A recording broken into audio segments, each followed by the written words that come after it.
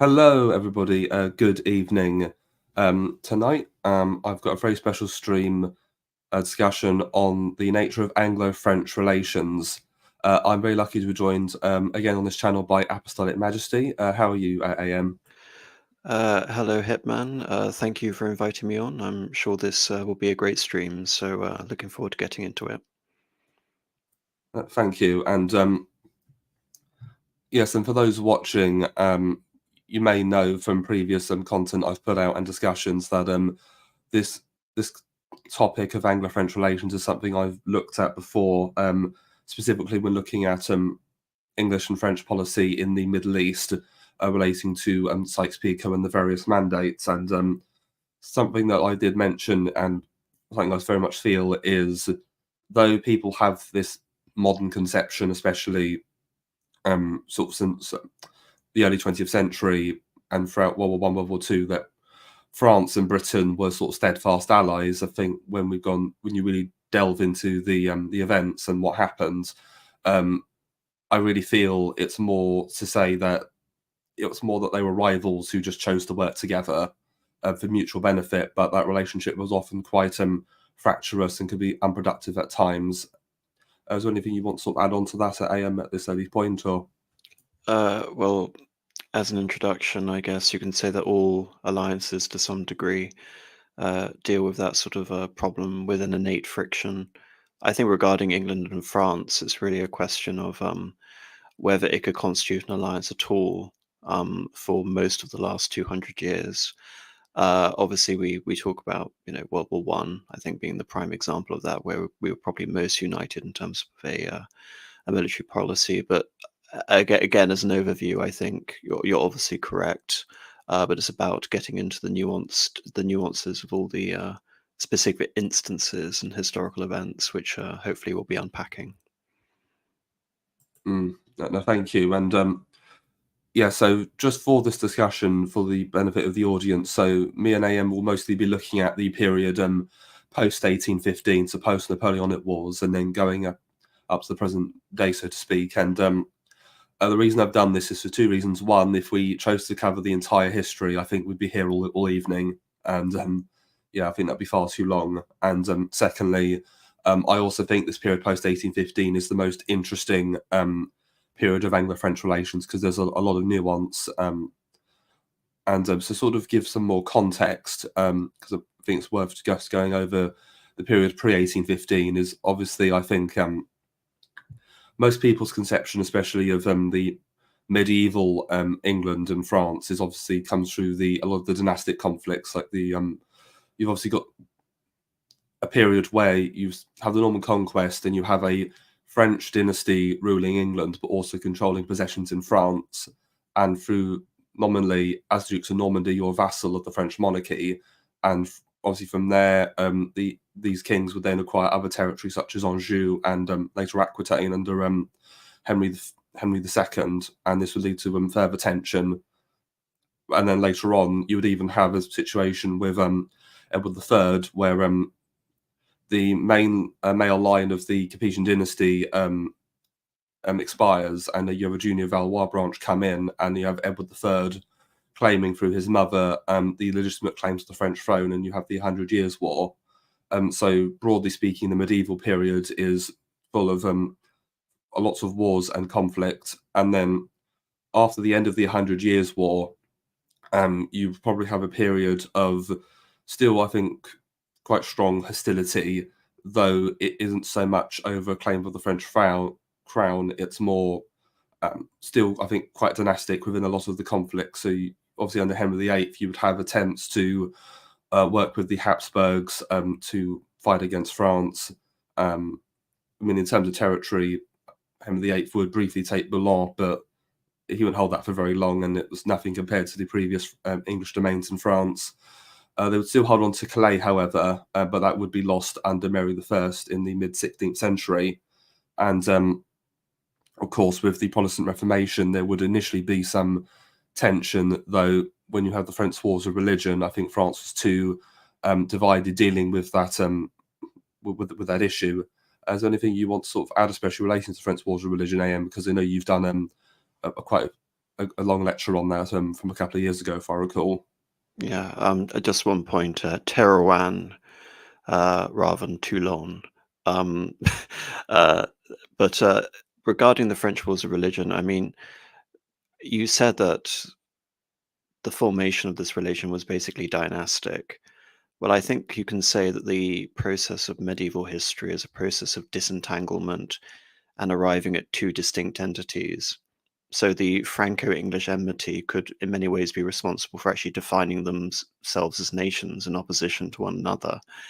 And you perhaps don't really get that until about the 16th century. Perhaps even with the loss of Calais, I believe it was in 1558, 1559. But after the loss of Calais and after you can say the loss of pretensions, serious pretensions to the French throne after Henry VIII, England weirdly is, again, we don't really think about this very often, but throughout the remainder of the 16th and the 17th century, England actually becomes a junior power relative to France. It is probably the closest relationship we have with France in terms of being amicable, if not full allies, during that period before the great hostility of what has sometimes been referred to as the Second Hundred Years' War from 1688 up until 1815. Uh, as a result of that, we found ourselves sometimes at war with France, sometimes in alliance during the French Wars of Religion, and indeed up until really Cromwell. There was an incentive at undermining the French monarchy, backing various Huguenot factions. Invariably, the monarchy in France was actually placed against the intrigues of Philip II of Spain, who was our primary antagonist of that period. So we disentangle ourselves from France, and then we enter into this very nuanced relationship with France. We become firm allies with Louis XIV. That gets us involved in some disastrous wars with the Dutch. And what really ends this period of, you can say, uh, a sort of disentanglement, a lack of enmity, and periodic alliances is when William of Orange effects the Dutch coup in 1688. And by doing so, he effectively radically alters our relationship with France forever. No, thank you for that. And as you said, we had the Second 100 Years' War, where we had this long protracted period of several wars. So you've got the War of the Grand Alliance, then obviously you've got the Spanish War of Succession, War of Austrian Succession, 7 Years' War, and then later the Napoleonic Wars. And obviously by the end of 1815, so by that point, so Britain's overseas empire has massively expanded. So despite the loss of the American colonies that would become the United States, there still has Canada. They've started to colonize Australia. They've got most of India by that point, whereas France has been reduced to very more scant overseas territories, and has, of course, lost a lot of its extensive land domains in Europe outside of France itself. So we sort of come to this period post 1815, and so now, because you talked about sort of for a time England was reduced to a junior power vis-a-vis France, where I now sort of feel that when we come to 1815 or post 1815, at least initially, it feels like the positions are reversed, where Britain is now the premier great power, and though I would still say that France is a great power, I feel she's much diminished from where she was previously. I would say that's a fair assessment. Well, when we're talking about France in the 16th and 17th century, we have to bear in mind that if there was an English or a British Empire up until that point, it was nothing more than the extended adventures of the privateer clan. Um, in terms of population and GDP, so much as we can talk about those terms in that period, France had a population of about 15 to 20 million. England had a population of about 4 million. There was really no way of competing with France other than obtaining mastery over the colonial and maritime spheres. And that's effectively what we do between 1688 and 1815.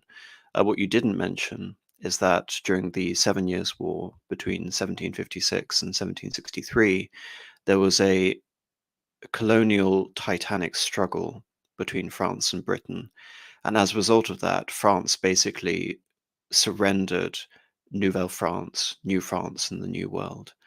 It lost a potential position of paramountcy in India, and as a consequence, the only thing the French could really do to damage the British Empire was by financing George Washington and the American Revolution. But nevertheless, despite Napoleon's attempts to reassert control of a French colonial empire in the Caribbean, he is defeated. He is forced to surrender colonial Louisiana to the Americans, or rather does so attempting to shore up a bit of money and prestige.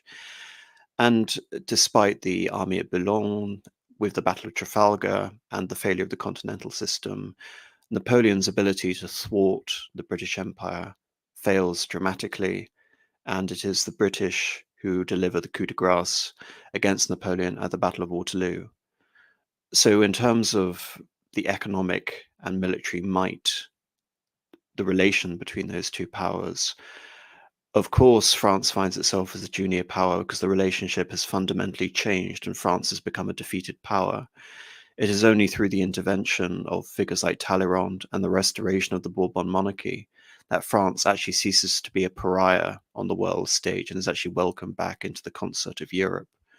So it is within this context that basically you can almost say France begins again, because in 1815 France has barely anything in the way of a colonial empire. You have some possessions in the Caribbean, you have Pondicherry in India, and you also have possessions such as the Isle of Bourbon, Ile de Bourbon, um, east of Madagascar, and the French will try to establish a presence in Polynesia at the same time.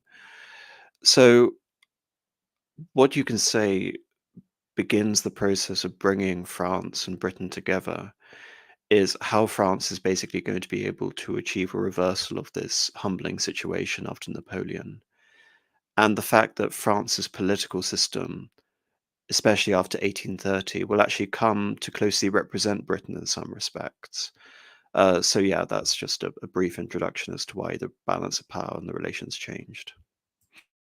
Oh no, thank you very much for that. And yeah, so sort of post 1815, I think the first sort of interaction which is noteworthy, I think that's worth looking at, is actually the Greek War of Independence, because I actually remember that was my first ever appearance on YouTube, was actually that discussion you had on your channel, and remember talking about the Phanariates with you. But it's significant because obviously the conflict rages for several years after 1821, but then after the fall of Missolonghi, the British, French, and Russians all intervene in 1827, and they destroy the Ottoman fleet at Navarino.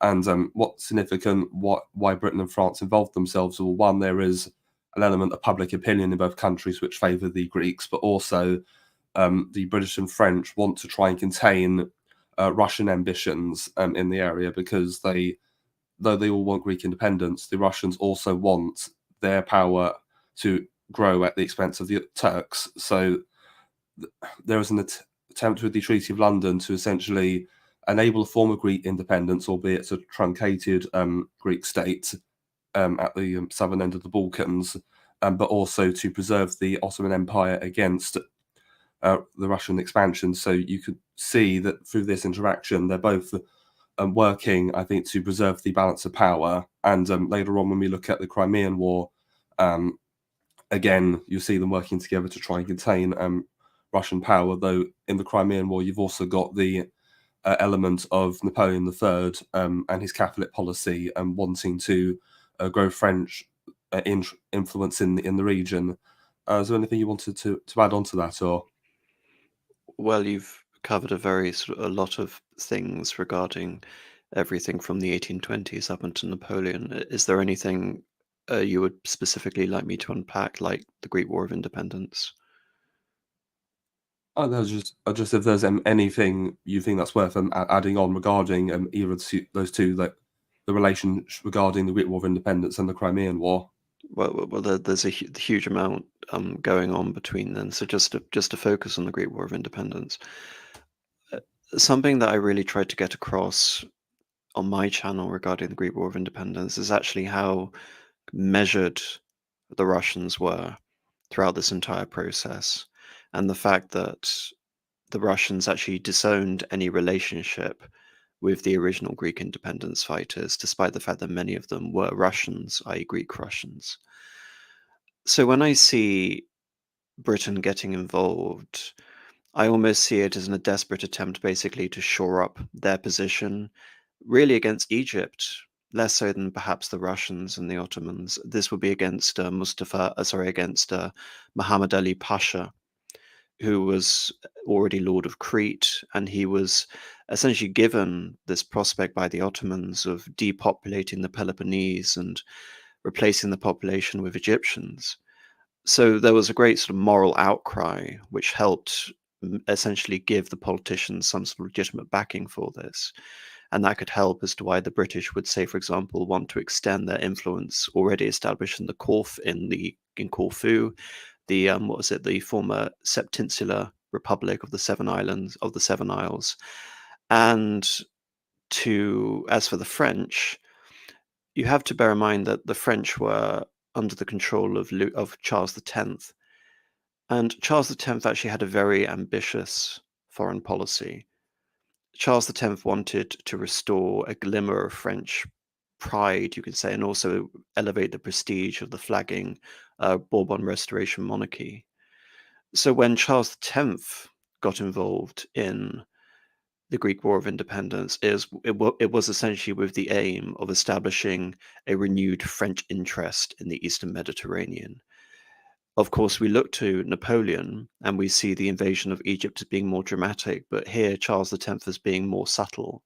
But you can say Charles X actually begins the process upon which Napoleon III builds the French Empire. Because not only does Charles X concede the intervention in Greece, but in 1830, Charles X authorizes the invasion of French Algeria. So he is essentially the man inaugurating the second French colonial empire, a term that's been bandied around to distinguish between the first colonial empire, which was essentially in the Americas. So that is significant because it's basically the standpoint from which we can assess the continuity of those relations, but that's just regarding the Greek War of Independence and everything going on from 1822 up until 1830. No, thank you for those points of clarification. And yeah, no, certainly. And regarding Frank and British interest in the East, you obviously, in other streams on my channel, I've talked about you also got the concepts of Orientalism and the interest of Western powers in the culture of the Middle East and wanting to increase their influence over the area. And so, and because another aspect, I think, of the British and French relationship in this period is ultimately, though later on Britain would seek a more firm and lasting relationship with France, at this time, the foreign policy, I feel, was a lot more pragmatic, and they would only work with the French in these instances of Greek independence and the Crimean War as a form of realism, ultimately, that we both want the same things, so we'll work together to achieve these mutual goals. Yes, I mean, it's very complicated, the relationship in the first 100 years. I mean, you talk about the Crimean War, but something quite major happens in between the Greek War of Independence and the Crimean War. In 1830, Charles X is deposed, and Louis Philippe becomes King of the French, not King of France. And why this is significant is that perhaps for the first time ever, the French political system actually closely mirrors that of the British political system, probably more so than any other major country in Europe. But ironically, this doesn't immediately lead to a great alliance between the two. They still have competing interests over many spheres, even though you can say Louis Philippe does make a earnest attempt to build the beginnings of what you can say entente, which will be established at the beginning of the 20th century. In terms of points of contention, friction between the two powers, you can look at the same policy in the Middle East. Because while Britain is focusing on propping up the Ottoman Empire, the French at this time aren't actually interested in propping up the British Empire. Like I said, the British get involved in the Greek War of Independence partly to stymie the expansionism of Muhammad Ali Pasha. The French, in the interim, make an alliance with Muhammad Ali Pasha. And so the British actually try and prop up the Ottomans vis-a-vis the Egyptians in what you can say could be a very short Cold War between the French and the British, to the point that the French and the British are even trying to buy the allegiances of various tribes in the region. The British would appeal to, Chaldeans and Christian Assyrians, and the French would be appealing to the Kurds, leading to horrific and bloody reprisals for that period. But that's not the sole point of contention. The other point of contention is that in 1840, the then Prime Minister of France, Adolphe Thiers, makes a declaration that it is the the left bank of the Rhine is to be French.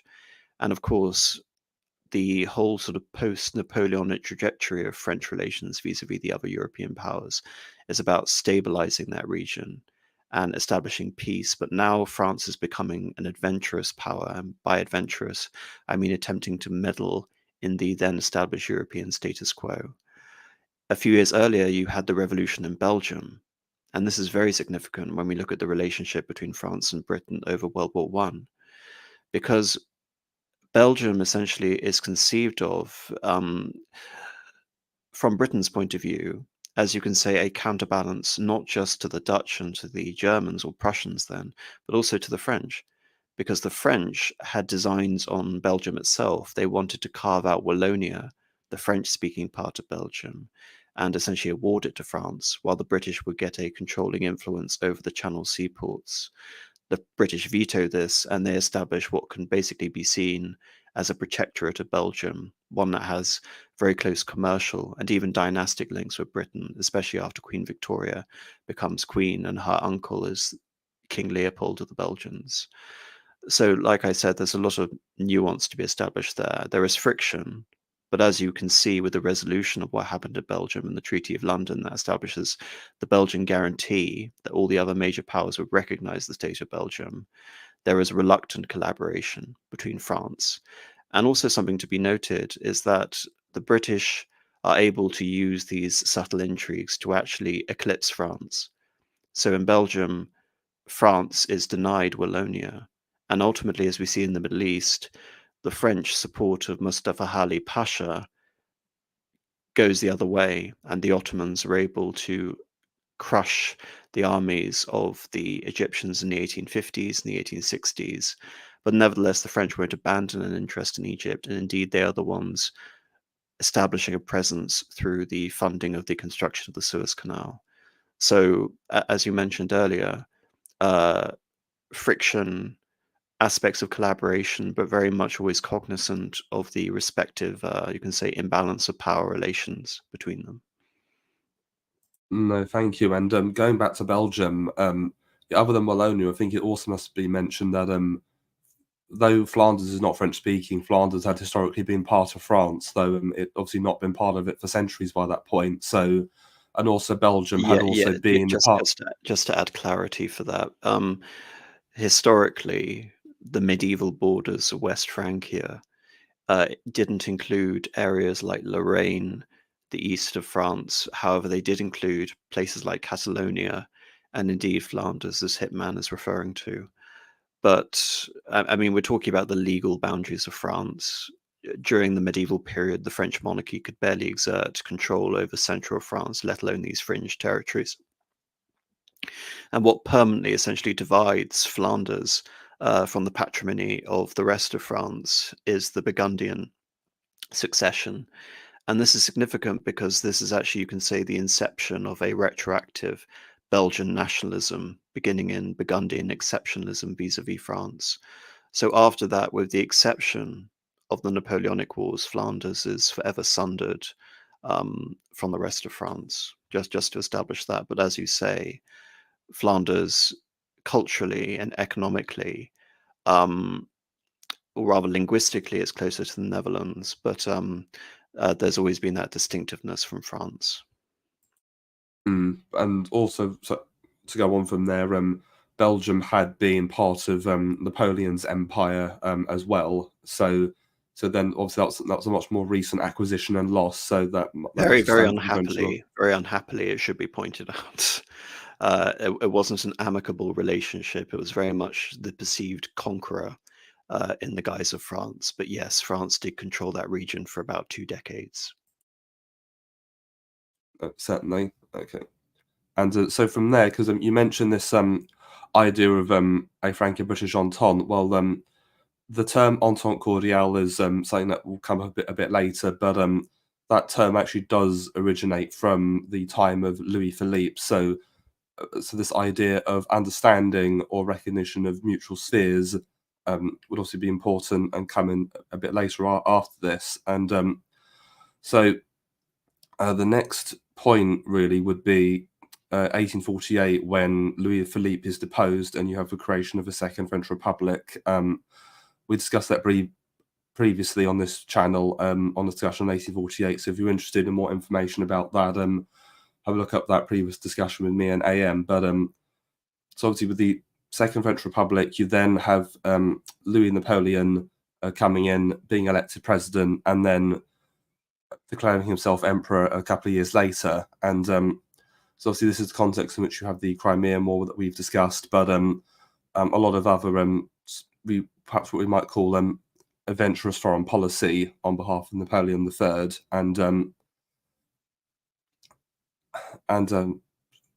another example that we could look at in relation to his foreign policy, where there was some attempt by the British to work with him, but not quite go all the way when they realised that it was not in their interest, which is his invasion of Mexico in the 1860s, because originally that was a joint British, French, and Spanish mission to enforce repayment of debts. But when it became clear that his ambitions were greater than that, and he actually wanted to subjugate the whole country, the British bailed on him. So is there anything you want to add in relation to the invasion of Mexico, AM? Or Well, I think Mexico needs to be situated within the context of everything that Napoleon III represents. I've gone on record on my own channel and said that part of the brilliance of Napoleon III was that he established an empire under the shadow of the British. But as you've just surmised with the Mexican situation, he was far more ambitious and adventurous than the British were at that time. Yet the British had no interest in basically entertaining the most grandiose of his adventures. And this also speaks, you can say, to the fundamental sort of ideological dichotomy separating the two powers at that time. So you mentioned the Crimean War. I mean, you obviously know this. What is the grand ambition of Napoleon there vis-a-vis, you can say, the more mundane aspirations of the British? Napoleon wants to be the protector of the Eastern Christians. Yes, precisely, or more specifically, the protector of Eastern Catholics. He wants to resurrect the old Ottoman French alliance, which had been established some 350 years before.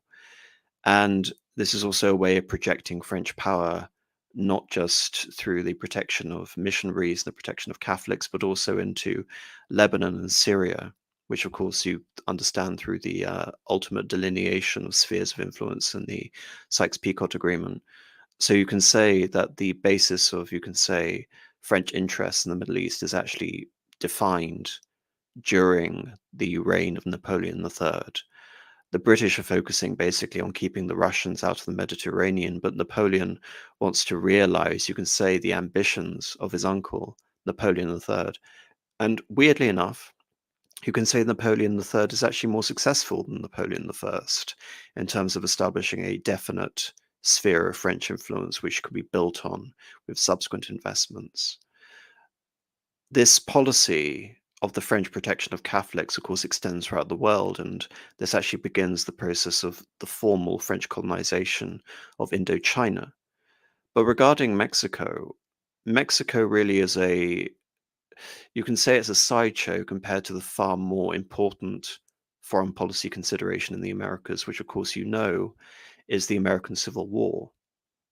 In the American Civil War, the British take a far more ambivalent view, but Napoleon III, again, being the great revisionist, being more ambitious than the British, wants to recognize the independence and the legitimacy of the Confederacy, but he won't do so without the British approval. Indeed, it may be interesting to see if Napoleon had done so without British approval. But ultimately, like I said, Napoleon was establishing an empire under the shadow of the British. And you can say ultimately the British resignation and apathy towards France actually resulted in some ways in Napoleon's downfall when we get to 1870. So moving on from that sideshow, which is Mexico vis-a-vis the American Civil War, as you say, what began essentially as a commercial adventure, i.e. the restitution of Mexico's debts, becomes a grand project for the expansion of the French imperial Napoleonic system, where Napoleon attempts to set up a client emperor using the brother of the then Emperor of Austria, this being Maximilian. But as you know, as with most of the grand ambitions of Napoleon III, this goes disastrously. And you can say, as it's very clear, the British are not going to support the more ambitious foreign policy goals of Napoleon III. As we see with Louis Philippe, despite the quote-unquote entente, the British and the French actually begin to clash in various spheres. And the last major sphere I can think of regarding this is, of course, in Japan, where both sides support opposing factions during the Meiji Restoration. So, yes, you can see that there is an aspect of continuity between Charles X, Louis Philippe, and Napoleon III. But again, all of this, you can say, establishes the fact that the British are the more powerful in this relationship. And ultimately, the French may attempt to resort to these grand adventures, these great ambitions, but ultimately the British have the final say. And the British, fundamentally, and most crucially for Napoleon III and the history of France going forward, will not help France at all when we have the Franco-Prussian War. No, thank you for all of that, AM. And yes, and talking about this French colonial presence in Indochina, because that would later be another point of contention, because around this time the British had pushed into Burma, and they're trying to put Siam into their sphere of influence as part of their informal empire, and the French, if we're into China, also are pressuring Siam from the other side, and would actually come to deprive them of some territory. So you would have tensions there as well. And when you also have the scramble for Africa as well, there was a race to acquire territory, and a lot of tension there as well. And just to get back to the Franco-Prussian War, I really feel that the relations between the two were quite bad, I think, between 1871 and 1904, when you have the Entente Cordiale, because there was some feeling that by the British being neutral in the Franco-Prussian War, they'd sort of betrayed France. I mean, on the one hand, I feel, well, there was no alliance, so what was there to betray exactly? Uh, I mean, you can say that as with France, there are expectations and interpretations. I believe the same logic could actually be applied in 1914. It's simply a matter of French and British interpretations. There wasn't a hard commitment, a prerogative of the British to stand by France. And crucially, the French declared war on Prussia, not vice versa, and Belgium's neutrality wasn't violated. And also, Britain was under the foreign policy was under the control of someone who, in hindsight, proved to be far wiser than Asquith, who was, of course, William Gladstone, who had, you can say, aspirations towards great moralities and idealism, but ultimately his foreign policy had to be defined by realpolitik. But as we've mentioned, there was a great deal of economic, colonial, and foreign policy collaboration in all spheres except Europe. And obviously, regarding the longevity of Napoleon's regime, Europe is really the only factor, because Napoleon's entire, you can say, imperial and even military sort of setup was essentially built on the expansion of the French colonial empire. And so after 1871, with the loss of Alsace-Lorraine, the border provinces to Germany now establishes the German Empire. What do the French do? They redouble their colonial efforts that had been established under Napoleon III. So what they do, they can't obviously change the situation in Europe and defeat Germany. So they deliberately provoke the British by trying to expand the areas of French influence as aggressively as possible. But what I've been at pains to try and demonstrate here is that ultimately the British will have the last say in all of these considerations. So you brought up the French divvying up of possessions in Africa during the scramble of Africa. Well, the French do gain huge amounts of territory in that.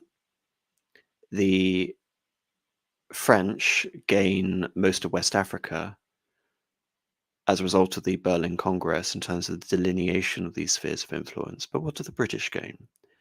The British gain Ghana, the British gain Nigeria, Sierra Leone, and they also gain a controlling influence in East Africa. What essentially the French gain are a load of jungles and deserts. So the French may have these pretensions of empire, as we saw under Napoleon III, but as in all things, regardless of, you can say, the animosity or the friendliness of France towards Britain, they always end up getting basically the scraps that the British don't want. I mean, compare French Indochina. Yes, it was a great colonial enterprise, but it was essentially nothing compared to the British Raj. There's also an area of influence I forgot to mention, which of course is China. The other main sphere of influence in terms of, you can say, French-British entente during this period is in China, as we see in the Crimean War. Really, you can say they're following in the same vein. The British and the French are trying to establish spheres of influence in China. But of course, ultimately, the British will have the controlling concession on the Yangtze River, and they, of course, will gain Hong Kong. Compared to this, the French gains in this region are paltry. So, I mean, do you want me to sort of go on from that point regarding my central sort of idea here, that the French Empire expands, but the British always get the last laugh, have the last laugh? Yes, if you could, please. Yeah. No, as in what do you think of that idea? Oh, right. No, I'm in complete agreement with you. No, because it essentially feels like the French are allowed to play at empire, but they always have to be second fiddle to the British ultimately. Yes, and as you know, what does this lead to in terms of, you can say, justified French hostility? Well, from there, we would eventually get the Fashoda incident in 1898 when, well, essentially, because after the British occupation of Egypt in 1882, because that's also an important point, the French were fuming that the British occupied Egypt because they themselves had wanted that, especially after the Suez Canal had been completed. And in the 1870s, Disraeli had made Britain the majority shareholder. So not only did Britain control the canal, they also controlled the country of Egypt that surrounds the canal. So it was fully under their control. And the French were hoping at various points that the British occupation would only be temporary and they would evacuate. But I think that was wishful thinking on their part. But from there, you've obviously got the Sudan tries to break away, and you've got Gordon of Khartoum. Then 13 years later, Kitchener comes in, and at Battle of Omdurman, the Mahdists are destroyed, and the British carry on with their reconquest of Sudan as Anglo-Egyptian Sudan. But as they're doing this, the French General Marchand is marching from Somaliland in an endeavour to try and cross Africa in an expedition, but really it's there just to try and secure the French position in Sudan, and they meet the British at Fashoda, where they're forced to step down in a great humiliation for France, and because they very nearly go to war over this. But what I think ended up happening as a result of this is the French, after this point, I feel, are determined never to be humiliated in such a fashion ever again, and as a result of this, is where we have the move towards that Entente Cordiale. But is there anything you want to add to there, or? I just want to buttress your point and really underline this for the sake of the audience. Just imagine this. Egypt is in essence the jugular vein of the British Empire. Egypt is basically the conduit between the Indian Ocean, East Africa, and the Mediterranean. Britain had been attempting to divvy up possessions in the Mediterranean from the 18th century. Of course, they've been doing the same in India. It was that logic that caused Napoleon to attempt his great colonial enterprise by invading Egypt. So if there was one sphere where the French essentially felt entitled to be able to overcome the British, it was in France. It was that same logic that caused the French to ally under Louis Philippe to the Ali regime, which would later become the Khedivate of Egypt. And here, the French are the ones under Napoleon III to principally invest in the Suez Canal. Really, you can say it's more of a French project rather than the British project. And then all of a sudden, who is it who is taking the decisive military overture regarding Egypt when there's an outcry regarding the massacre of French and British citizens in Alexandria? It's not the French, no, it's the British.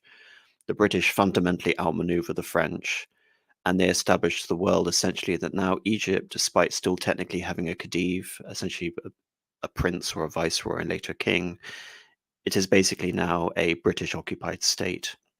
And that expands into Sudan as well, which becomes a co-dominion of Britain and Egypt. But of course, Egypt is controlled by Britain, so really it's another British colony. France, rightly, feels completely humiliated by this.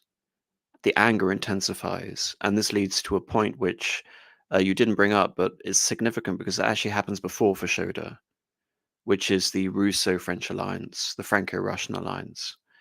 Because a lot of it is made essentially, especially from the French point of view, that the alliance was intended against Germany. But if you look at it from a broader perspective, the alliance was as hostile towards Britain as it was towards Germany, because both Russia and France had a major colonial animus regarding Britain. Russia had been prosecuting the Great Game in Central Asia and was attempting to establish a presence in China.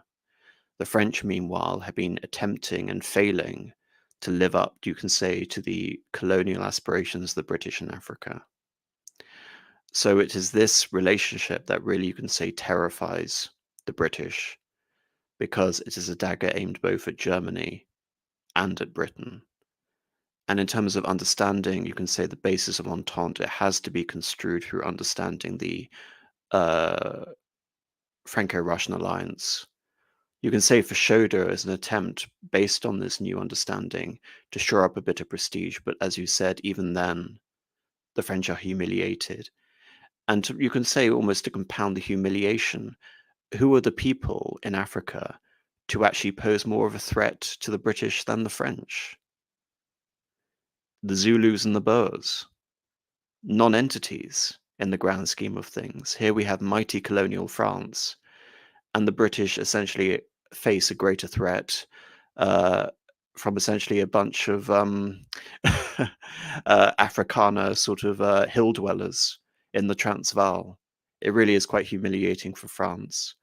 But of course, it's quite difficult, therefore, to understand Entente. So I really want to leave it there and allow you to establish the context for Entente. No, thank you for all of that. And I'm glad you brought up the Boer War, because I also think that's pretty important for understanding how Britain and France came to an entente. So obviously you've mentioned the Franco-Russian alliance as this coalition of power aimed at Britain. Well, with the Second Anglo-Boer War, though Britain does win that conflict, obviously it's had significant loss in life and in cost. And I think I very much feel that Britain, after that point, I think it's fair to say, had its imperial confidence shaken to an extent. That I think it was used to be able to win a lot of fights on its own, not all the time, but most of the time it could. And then at that point it struggled, especially as there was some other powers, I think Germany, wanted to actually send aid to the Boers. And so after that happened, I also think that is why I think they came around to a rapprochement with the French, because ultimately they couldn't, having this hostile alliance of their main rival Russia and now France aimed at them, and also because with the scramble for Africa, the French and British frontiers are quite extensive and touch each other, so that's a lot of territory you have to cover and defend if a war was to happen. And ultimately, I think Britain wanted secure colonial frontiers, so coming to this agreement with the French in the Entente Cordiale was a logical movement for them to make, essentially.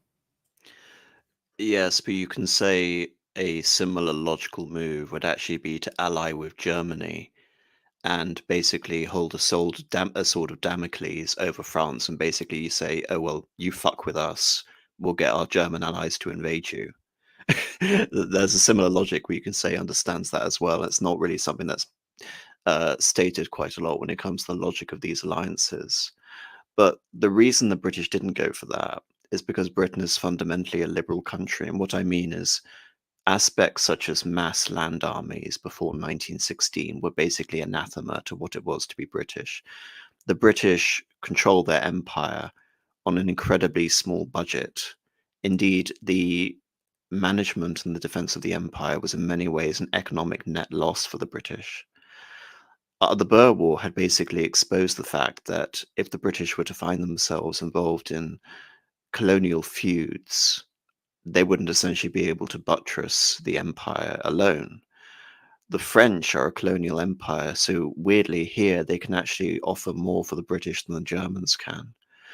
But to me, the great defining factor over this is actually the Russo-Japanese War.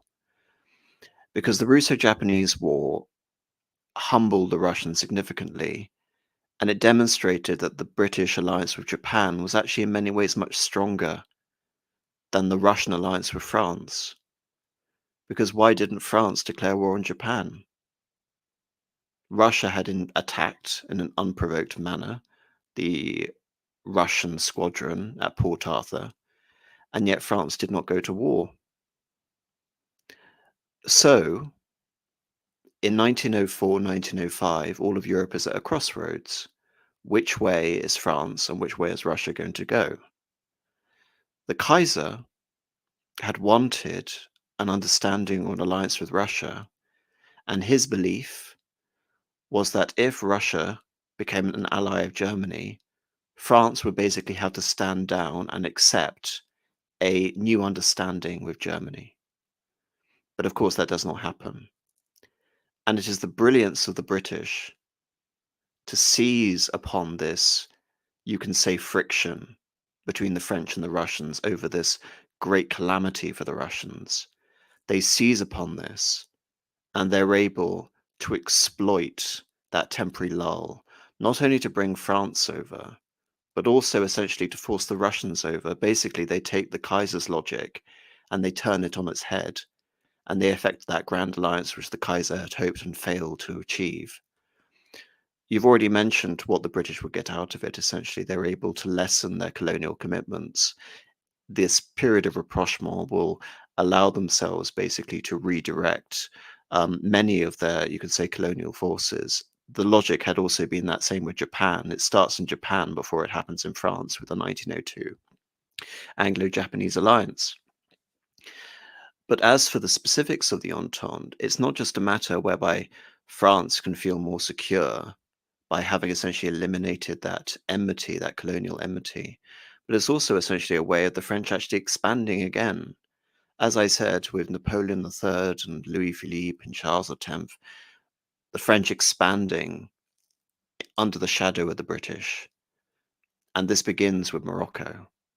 And so what does the Kaiser do in response? The Kaiser tries to test this new understanding, test this entente, by provoking essentially an incident in Morocco. The Kaiser essentially believes that the French and the British will essentially fracture. The British will not support France in this colonial adventure. But the opposite happens. They redouble their commitments towards one another. And so what you can say was a very tentative undertaking by Lord Lansdowne, then Foreign Secretary, is actually formalized through the Kaiser's conniving interventions. And of course, the ultimate brilliance of the Entente from the British point of view is to finally bring Russia along through the same logic, through the 1907 Persian Agreement. And you can say that despite the humiliation over the Boer War, this is actually the final triumph of the British foreign policy before the nadir that was getting involved in the First World War. No, thank you for all that information there. It's I will say a lot of that is something I've not considered before, so it's really good you brought that all up there. So I think from here, so after the Entente Cordiale is established and it's I think formalized through the those two Moroccan crises, we obviously come down the road to World War One, and as we've alluded to previously, ultimately, what would lead to British involvement was the German advance into Belgium and and the violation of Belgian neutrality. And so, obviously, I know you've done a lot of videos and streams of discussions on the causes and consequences of World War One, and something I know you've said before is this idea that and I agree, Britain was stupid to have just marched into that, and I think had we stayed on the sidelines and then intervened at a later date, that would have been far more advantageous for us. Obviously, I don't want to get too counterfactual, but what, in your view, would be the consequence for Anglo-French relations, say, had we in the World War One not just joined the conflict right away? Well, in terms of answering this question, I want to actually pose a question to you, which is, what does entente mean? Well, ultimately, it just means understanding. So, this is something I actually got into on the streams I did with Prudentialists, which is it, because from my understanding, it was supposed to just be an agreement or understanding or a recognition of mutual spheres of influence and not a hard formal alliance. But it seemed that through these Moroccan crises, that the British allowed it to become a formal alliance, so to speak. And this is the crux of the problem. If you're just going to be focusing at this from the point of view of Anglo-French relations, what does entente mean? To me, entente can be a brilliant policy regarding the alleviation of tensions. You can say preventing Britain from basically spiraling into this arms race between her colonial competitors. But in my view, the inception of Entente was realpolitik. Like I said, it was a way of bringing the French and the Russians into an understanding with the British Empire based on the humbling of these two powers, France at Fashoda and Russia at Port Arthur in Manchuria. But that is a realpolitik consideration. And of course, as you can probably understand, what does Entente have to do with Europe? Virtually nothing. Entente is a colonial understanding. You mentioned that the Entente was buttressed over Morocco. What does Morocco have to do with Europe? And this is why I find Grey so insufferable as a politician, because he didn't really understand what Entente meant. And so under Grey, or rather the later foreign policy of Grey, Entente evolves from this essentially maneuvering between other European powers without hard commitments into a hard commitment that was entirely detrimental to the British. And the first major commitment is in not the 1905 Entente Cordiale, which was the brainchild of Lansdowne, but the 1912 Entente Cordiale, which is essentially something Grey had to own, which delineated spheres of military responsibility in the naval sphere between Britain and France. Britain would essentially loosen their naval commitments in the Mediterranean, and Britain will take responsibility essentially for guarding the Channel. This is the fundamental commitment that you can basically say transitions Entente from an understanding into a hard alliance. And for the British, it was completely preposterous and asinine because it was hostile primarily to the German high seas fleet. Yet at the same time, by rededicating the French Navy to the Mediterranean, it basically forced us to the defense of France in the case that the German high seas fleet, as a result of the Tirpitz Plan, were to leave its concentrated position in the North Sea. That essentially is the strategic logic from being able to construe this as a transition from an understanding into an alliance. And I believe that the violation of Belgium's neutrality didn't compel us to go and defend Belgium because it was basically a great power understanding directed at the Dutch, and as much as the French and indeed the Prussians and the Germans. It was very much an interpretation and public backing which basically got us involved in that conflict. And I've always said this, but really, Edward Grey was the dupe of Paul Gambon, the French ambassador to London, because the French wanted this to be an alliance. They desperately wanted this to be a hard alliance because of the aforementioned reasons. And as a result of this, as a result of the British interpretation here, the British don't repeat their prudent policy under Gladstone in 1871, but rather decide essentially to completely change the face of Britain and the empire forever to get involved in a European dispute which emanated out from a crisis in the Balkans, which ultimately didn't concern Britain. So, I mean, what more really can be said about this? I mean, what I've been mentioning up until this point is the fact that ultimately the British will get the final laugh in all of these colonial conflicts between them, or you can say uh, less conflicts but flashpoints. But ultimately, none of this matters because the French have the last laugh on the most crucial point, which basically undermines everything the British have been able to achieve over the previous century, which is essentially forcing Britain to come to war against Germany for the defense of France.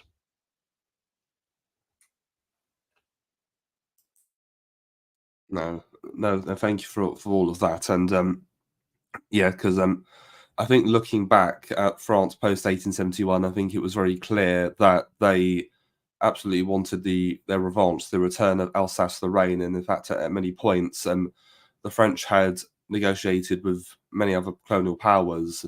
Um, sorry, I say that, I mean Germany, because there's times where they'd even attempted to offer Germany colonial territory in Africa in exchange for return of Alsace-Lorraine, and the Germans would never acquiesce to this. And so I think, from the British view, it should have been obvious what the French were really gunning for on the European continent. So it was stupid to just allow ourselves to be pulled in such a fashion. Someone in the chat, Patrick Barnaby, said, must be pretty bad to make Gladstone look good in foreign policy. I find this comment very interesting because, like I said, Gladstone was obsessed with great moralities. It's something that actually led to him. It led to him winning the 1880 election against Disraeli through his Midlothian campaign, criticizing the atrocities of the Bashi bazooks vis-a-vis the Balkan populations. But when it actually comes down to it, Gladstone is responsible for some very important events in the history of the British Empire. Crucially, he doesn't compel Britain to get involved in the Franco-Prussian War, but he is also responsible for the occupation of Egypt as well. And what the irony is here, that Gladstone actually oversaw a much greater expansion of the British Empire than his arch-imperial predecessor Disraeli.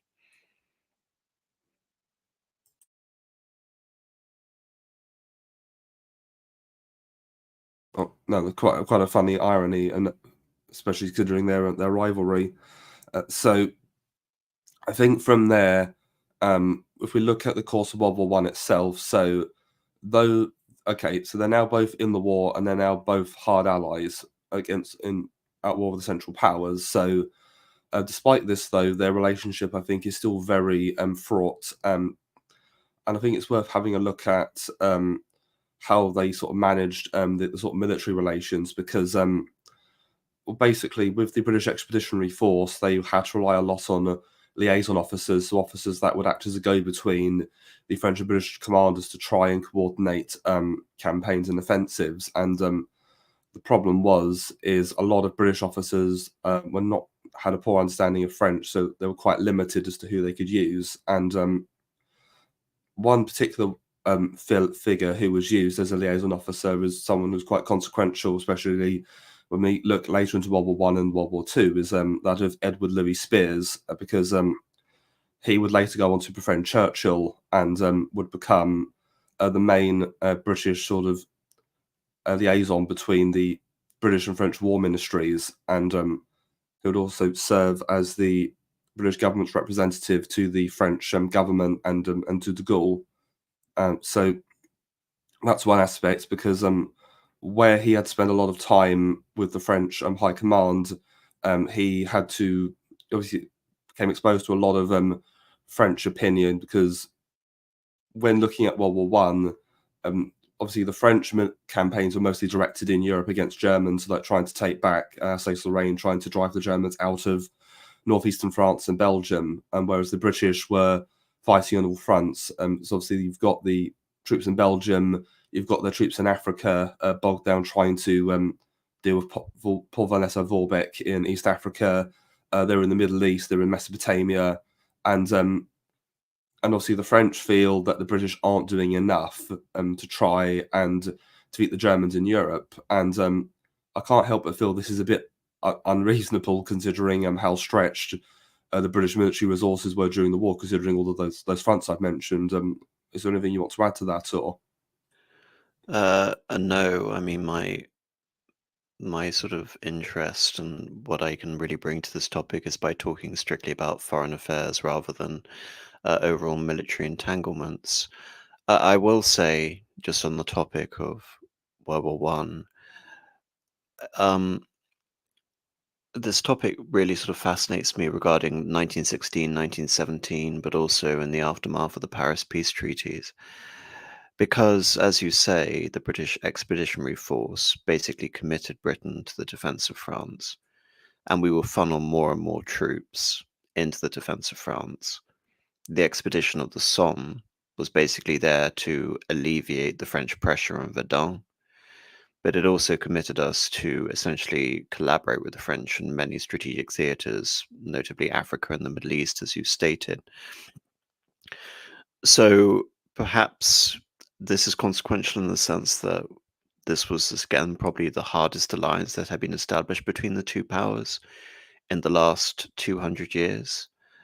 But there was still a possibility in 1916 that Britain could have basically left France high and dry and forced her to make a peace without annexations and to give up the prospect of Alsace-Lorraine.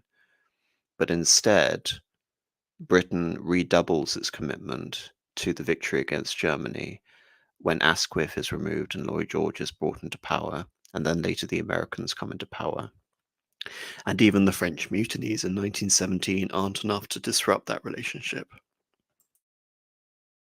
No, certainly. And one other point, just to go back to the Middle East, because one idea I want to entertain is, because ultimately, the French wanted to bring the British in to buttress their defence of France. Well, this could just be the British being opportunistic, but obviously with the war, the Germans are able to bring the Turks in as allies, and Britain and France obviously, agreed to the Sykes-Picot Agreement, where they agreed to partition the Middle Eastern territories between themselves, and obviously there'll be much disagreement and tension between the two over that region, and the borders that they establish in the agreement were not the final borders that would be there after the war.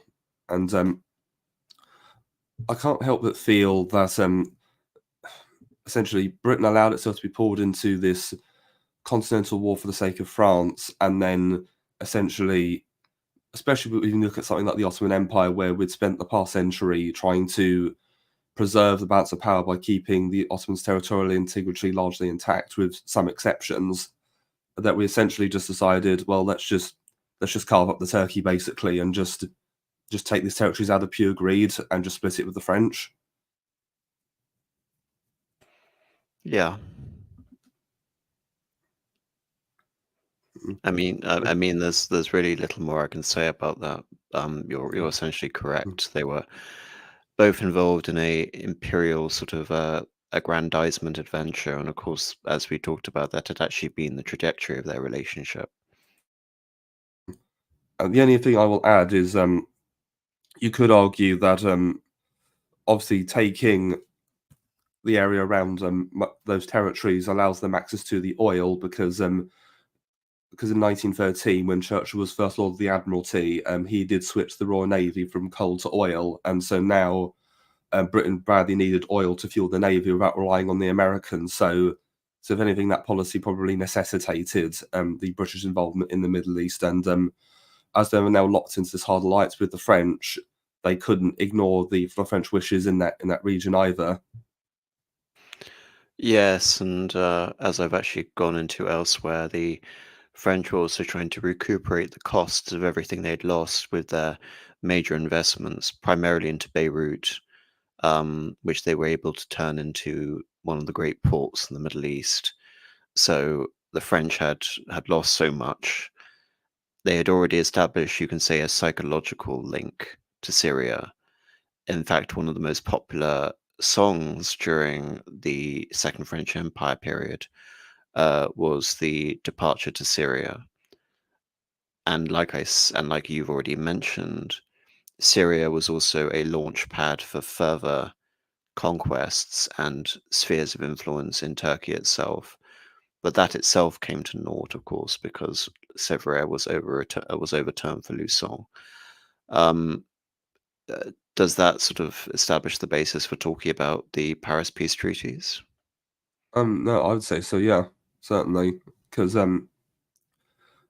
one point to add to the Middle East, because I mentioned the Sykes-Picot borders agreed in 1916 were not the final ones, and going back to Mosul and oil, because originally, because most of the oil at that time in that region, other than what the British were extracting from Iran, sorry, for the Anglo-Persian Oil Company, was actually in Mosul, and that area had actually been promised to the French, and it was during the Paris peace treaties that the Lloyd George is able to effect a renegotiation where he manages to get Clemenceau to agree to the British acquiring Mosul, and he does this because Wilson, with his 14 points and wishes for self-determination, is not hard set to allowing France to retake Alsace-Lorraine, and he wants to have a plebiscite there. And the French obviously are not about to lose one of their most obviously desired goals of World War One, and the reason they bled and lost so much over, and just losing it like that. So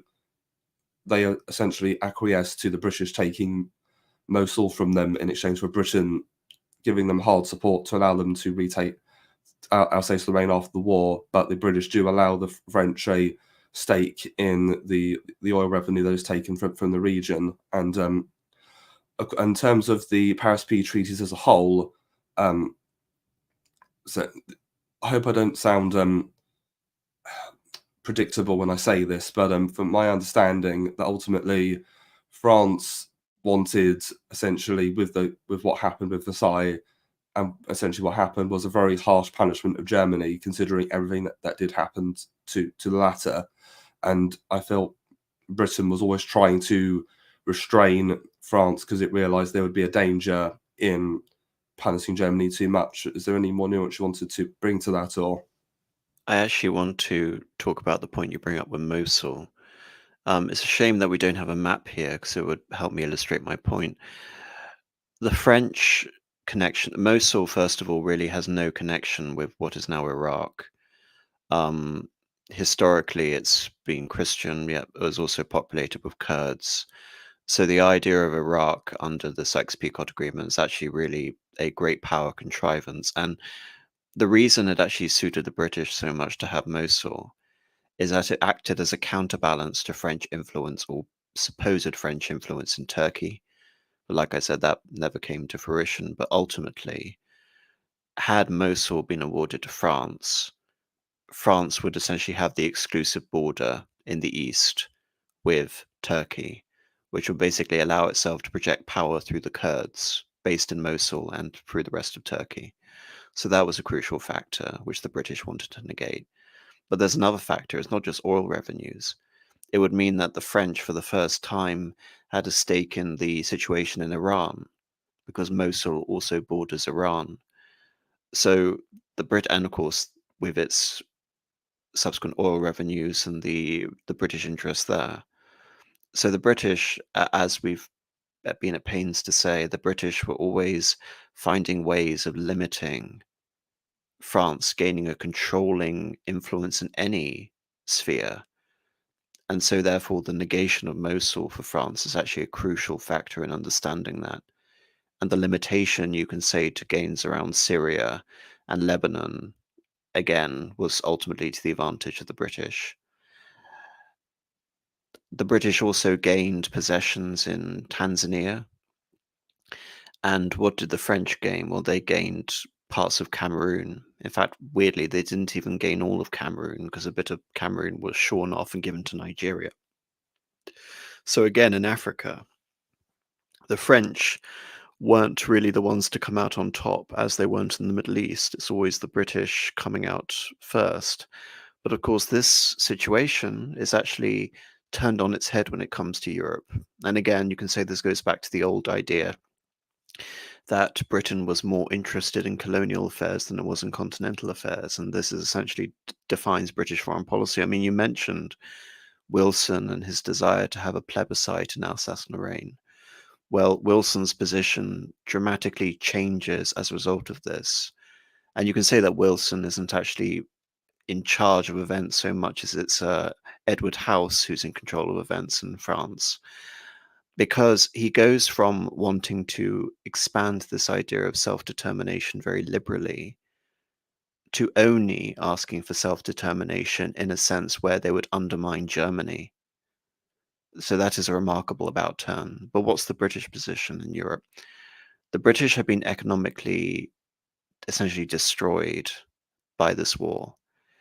And their hope is basically to establish good trading relations with everyone. This is even the same logic that causes Britain to establish a trading relationship with the Soviet Union very quickly, it might be pointed out.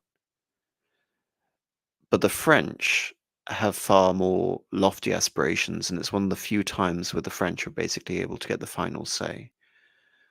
The French are able to stop the early Anschluss between Austria, the Sudeten region, and Germany, and thus the French are artificially propped up as the major power in Europe. The French are responsible through the Balkan expedition, probably more so than the Italians, for ending the Austro-Hungarian Empire, which was again precipitated by the Asta Revolution.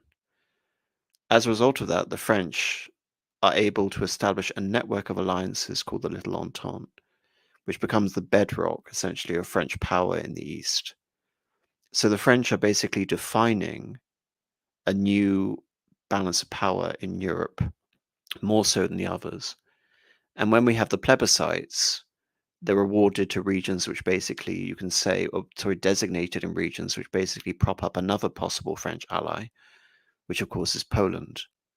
And in the Corinthia, which of course would help Yugoslavia, the new essentially French ally in that region. Indeed, Italian annexations are negated at the cost of France's new allies. But what France doesn't get out of this arrangement is the annexation of the left bank of the Rhine, which you can say, in addition to Alsace and Lorraine, would go further and establish French power into perpetuity.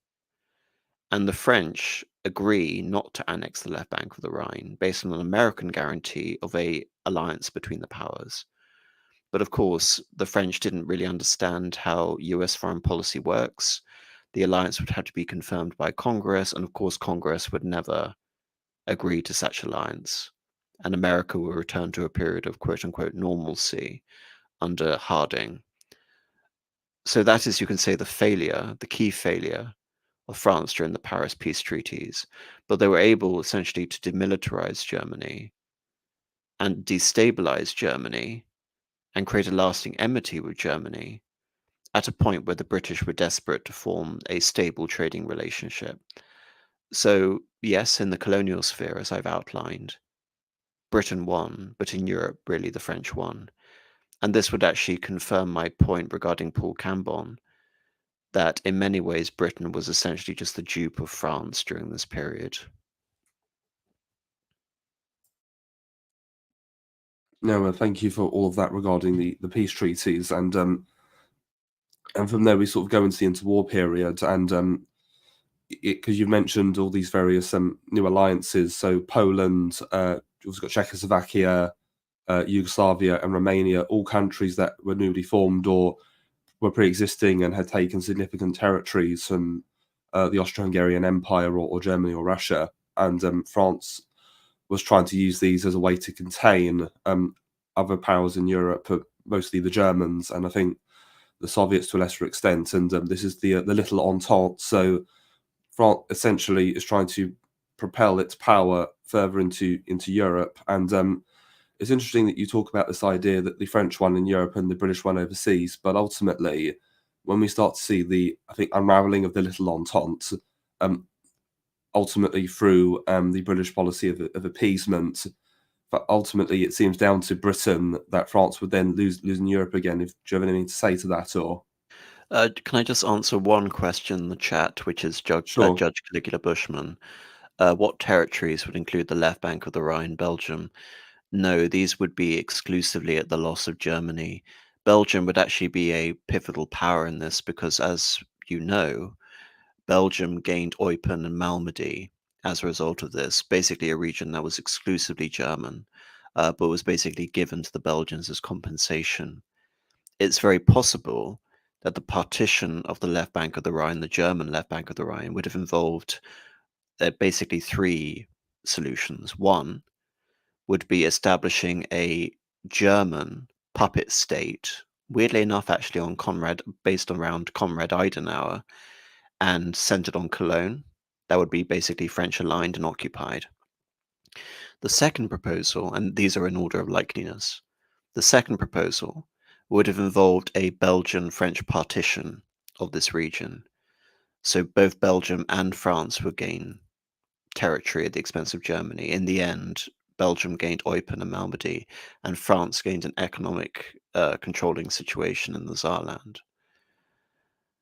And you can say that is the least of all these prospects, but no, this wouldn't. The French had no prospect of annexing Belgium. Rather, Belgium would have been involved in divvying up Germany.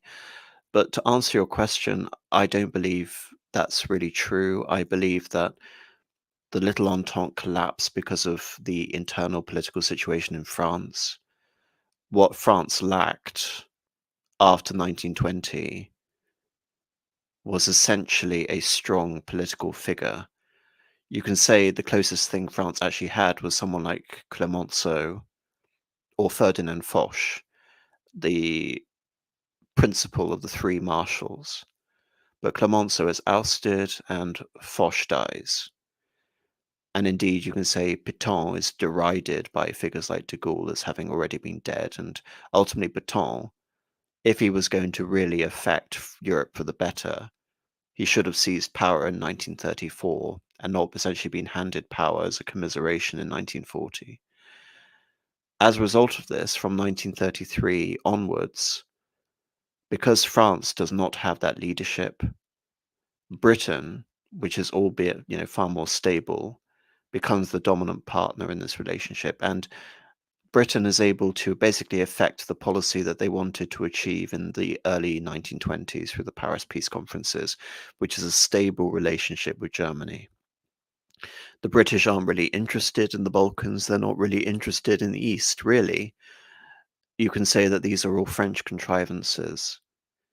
And this is where the interests of Britain and the interests of France really clash. And the nadir, you can say, of French policy in the East is the betrayal of Czechoslovakia. Czechoslovakia, you can almost say, is basically a French-aligned fortress in Central Europe. And the partition of Czechoslovakia and then it being occupied by Germany is really the biggest middle finger to France that the Germans can deliver before an actual declaration of war. And of course, who is the leading light in terms of taking the initiative over the Munich conference? It's Neville Chamberlain. So yes, Britain ultimately did negate France, but like I said, it's France's fault for the political instability and division that caused basically several governments to be formed and fall in a single year throughout the course of the 1920s and 1930s. So it was possible, but ultimately this is a question more of politics than it's a question purely of foreign policy. And what France tried to do to ameliorate the situation was lean on the Soviet Union, but not in a decisive way that could have actually changed the outcome of leading us to war. Indeed, a point that is very interesting, which I encountered recently, going over the remilitarization of the Rhineland, is that one of the great diplomatic coups of France in this period is the Locarno Treaty, which basically allows Germany to recognize the borders of France between Germany into perpetuity. And the reason this is more significant than the Paris peace treaties is that this wasn't a treaty formed under duress. So this was Germany willingly accepting the situation of the Sigh in the West. The actual justification that Hitler uses to reoccupy the Rhineland after the French leave several years earlier than anticipated is the French forming you can say, the prelude to an alliance with the Soviet Union. So when Hitler occupies that region, he's actually articulating in the vein of a French betrayal. So France fundamentally, again, as with all of these issues, they screw up regarding the evacuation from the Rhineland. And all the evacuation of the Rhineland serves is basically done as an attempt to shore up the position of Brüning, who was basically the last strong chancellor of the Weimar government. And ultimately, all this does is act as a prelude for it being occupied by the German army. That and the 1935 plebiscite in the Saarland, which again is a huge moral victory for Hitler and a complete repudiation of France's attempts to have an economic stake in that region. So France is going from defeat to defeat in the foreign policy arena.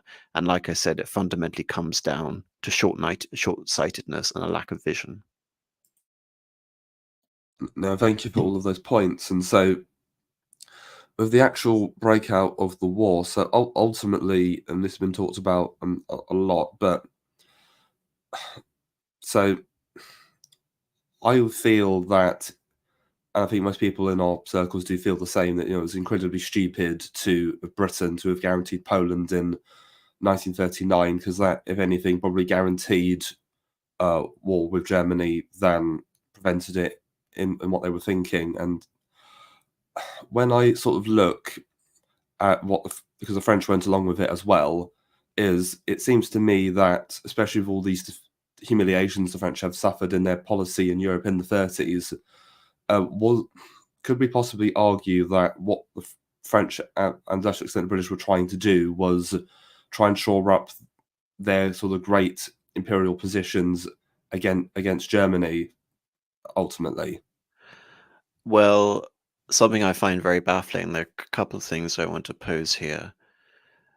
What I find quite baffling is that Germany really had no interest in France, really nothing. I mean, in Mein Kampf, Hitler talks about humbling the French military, but ultimately that's for the case of allowing Hitler to have a free hand when dealing with the East. So this isn't a war Hitler wanted to fight. And Hitler had actually pushed back against voices, not necessarily among the National Socialists, but among the DNVP and the monarchists, who wanted the German restitution, essentially, of the colonial empire. So that really wasn't a consideration. I think the more important consideration here is something that's almost universally overlooked, which is, what if France defied Britain? What if France decided to protect Czechoslovakia in 1938, irrespective of what Neville Chamberlain wanted? What if France actually brought pressure against Chamberlain to back the Czechs? Indeed, what if France essentially decided not to go to war with Germany in 1939? Britain would have no option but not to declare war either, because the entire logic was based around France being that great continental power.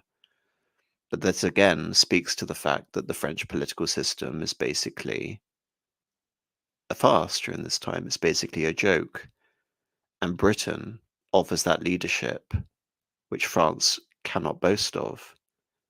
And like I said, if France was going to go to war with Germany at any point, it would have made sense in 1936 during the remilitarization. In fact, we know that Hitler would contemplate suicide if that had occurred.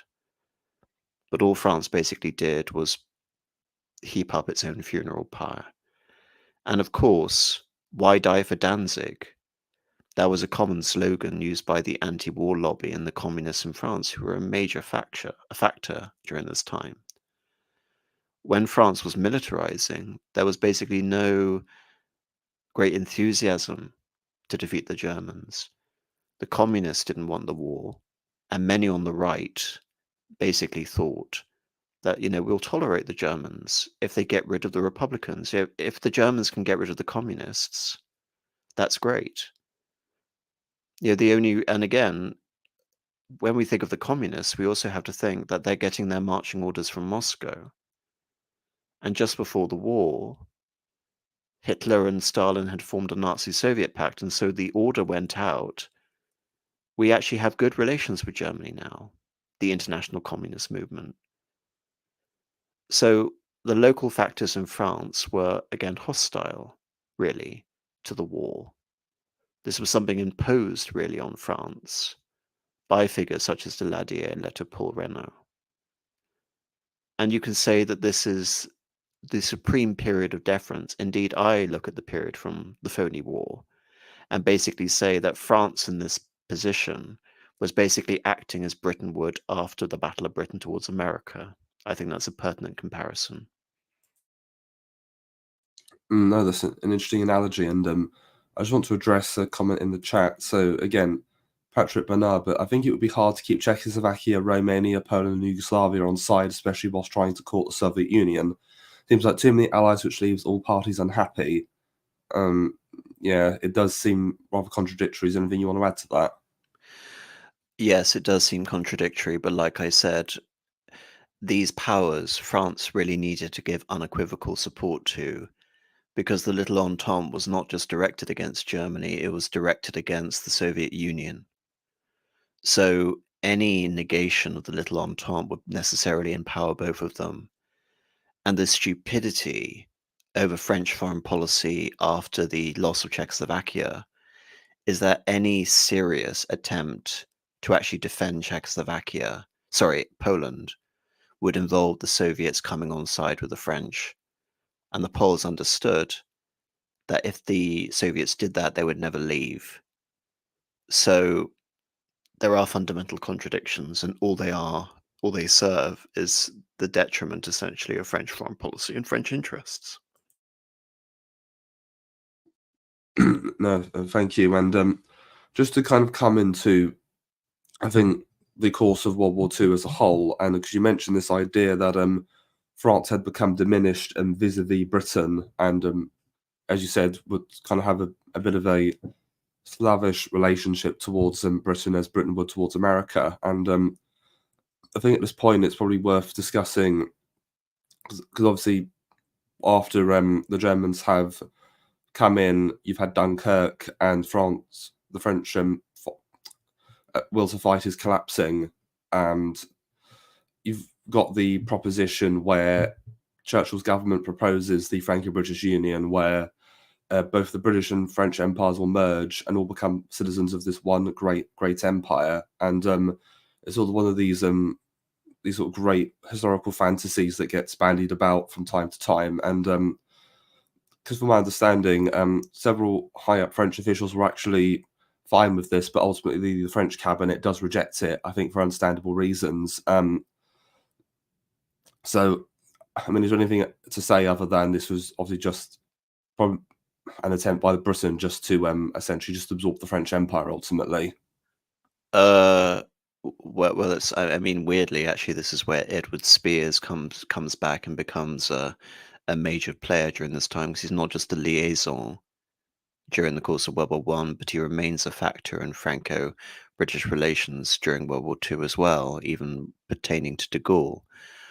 But when the Germans attack the Low Countries in France on, I think it's May the 10th, 1940, the Sickle Strike does more than just cut off France and Britain militarily.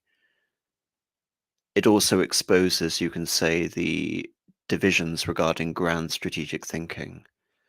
The British do not stay in France to shore up the regime.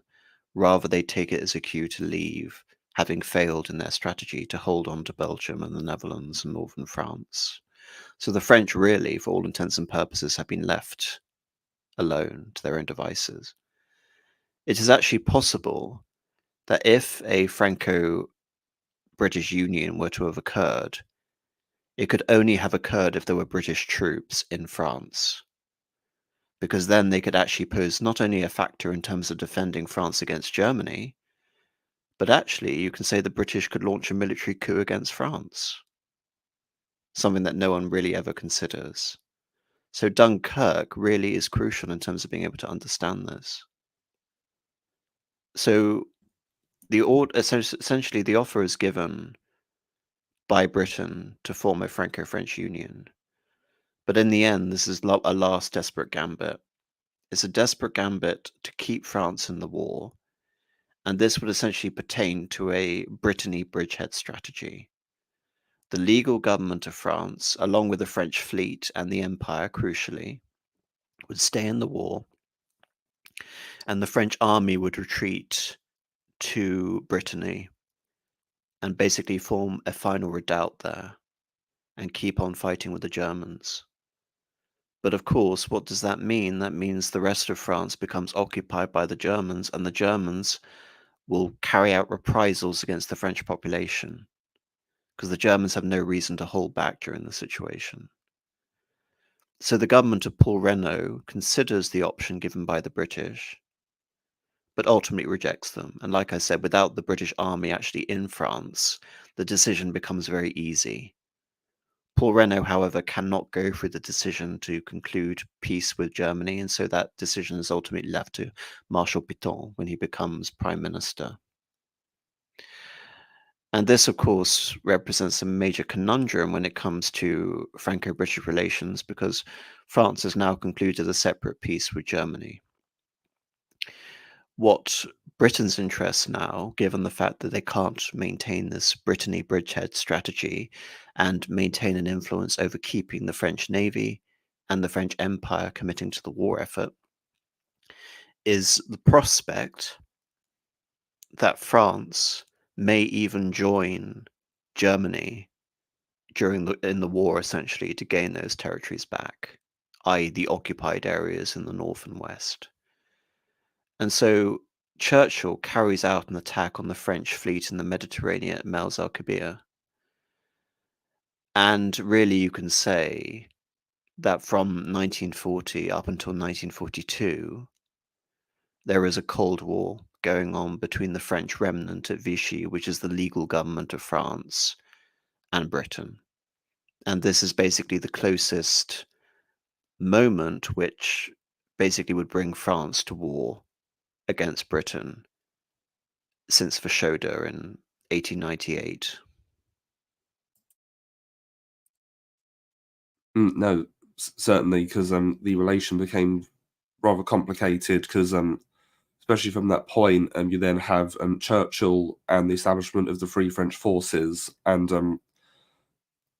Churchill's support of de Gaulle, and de Gaulle was always, I think, conscious that by siding with Britain and opposing the Vichy regime, because what a lot of people don't, I think, appreciate is that a lot of the French military stay loyal to Vichy. They don't defect with de Gaulle. I think the only The vast majority of the French Navy and military remain loyal to Vichy.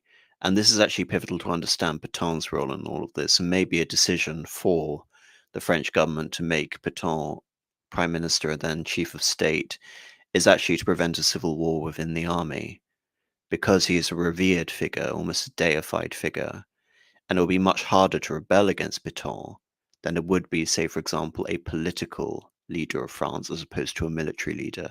So it's a very politic decision to make Pétain the great leader of France during this time. You mentioned Britain supporting de Gaulle. It wasn't that actually clear, because de Gaulle had no authority whatsoever to claim that mantle, and Britain did not recognize his government because essentially that would lead to war with France.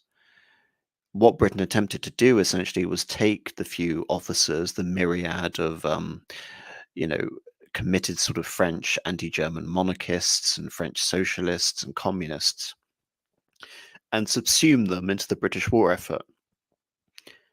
But what is significant about figures like de Gaulle is that de Gaulle wanted France to fight against Germany, not France as Britain, but just France. And so de Gaulle takes the initiative with the Brazzaville Manifesto, attempting to compel colonial governors to defect to the Free French forces. And de Gaulle here makes a pretension to be the legal government of France, and that all the colonial administrators basically owe allegiance to him. And of course, for the British, this is basically preposterous, because they would want a vassal. Essentially, the British would want a Vichy situation from 1942 to 1944. You can have a government which collaborates as much with the British as a government that collaborates as much with the Germans. And why I'm so fascinated by de Gaulle and find him such a remarkable figure, a great man in a sense, is that a man with no legitimacy to govern takes it upon himself to be the embodiment of French independence, not just against Germany, but also against Britain. So had it not been for a figure like de Gaulle, it is possible that the entire trajectory of Franco-British relations would have changed forever, and France would have found itself basically in a position of British and later British-American vassalage.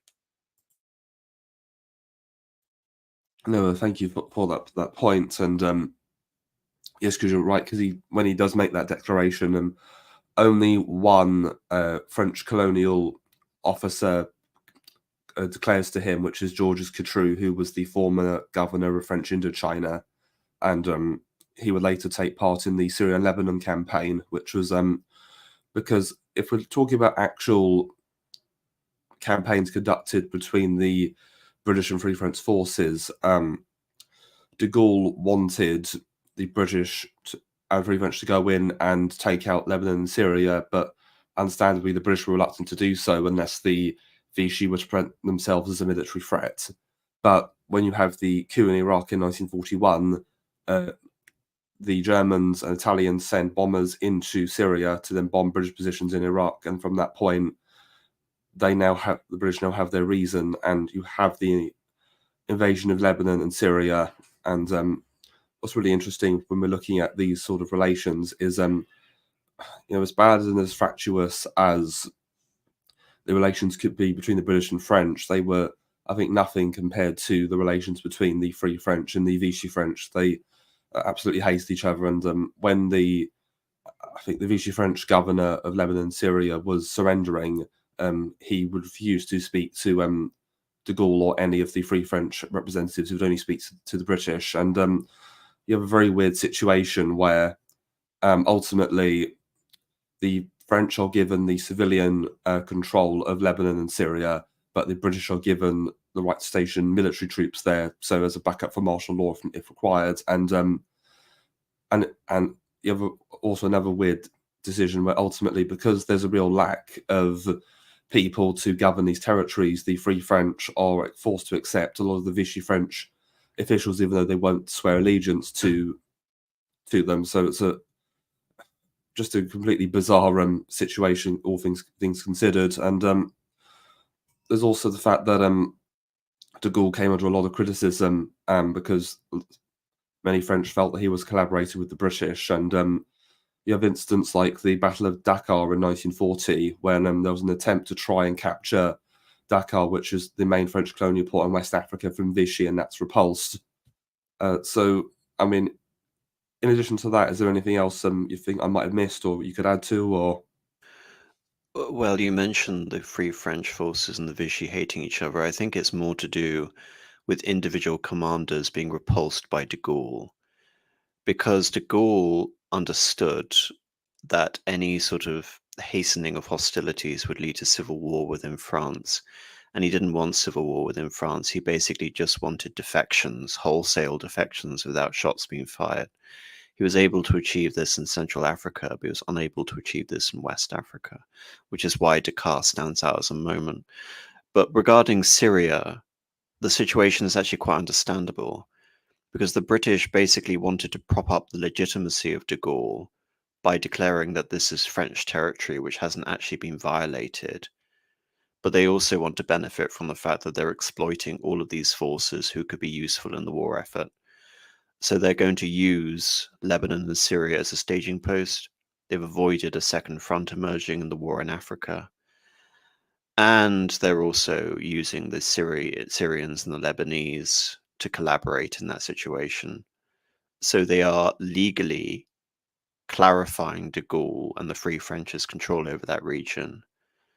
But for all intents and purposes, the British have effected a coup. And this is one of the main reasons why de Gaulle would form such a lasting enmity, because de Gaulle understands this. And he understands that the British perception of de Gaulle is basically nothing more than a vassal, someone who could present himself to the world basically as holding on to the legal territories of France. But in terms of the actual projection of French power, there simply is none. No, absolutely. And so from there, we obviously then have the Americans enter the war, and then you obviously have the D-Day landings and the liberation of mainland France. And so just going back to this idea as de Gaulle being a British collaborator, one thing I will say is, because from my understanding, though the Free French had some forces, I think the actual military at their disposal was rather insignificant, though, over the course, as they would defeat some of the Vichy forces, some officers would defect later on, and they would take over a lot of the former colonial empire. Like, so in the North Africa campaign, they take back Algeria and Tunisia. And I think it was very important, because when you actually come to the mainland liberation of France, that's mostly the Americans and the British doing most of the action there. But obviously, very famously, de Gaulle and the Free French are allowed to re-enter Paris. Now, obviously, that's a politic decision to give this government some legitimacy, because if the British and Americans had marched in, it would just make it obvious that this is not a liberation achieved by Frenchmen. This is just simply a foreign occupier who's driving out another foreign occupier. And then from the obviously end of the war and Germany's defeat, so France is obviously receives aid through the Marshall Plan to help rebuild. If I recall correctly as well, I think the Saarland was again made a protectorate, wasn't it? If I'm not mistaken. Yes, briefly. Yes, and so you have the Saarland and well, it should also be noted that that region in general and Western Swabia was a French occupied military zone before it became West Germany.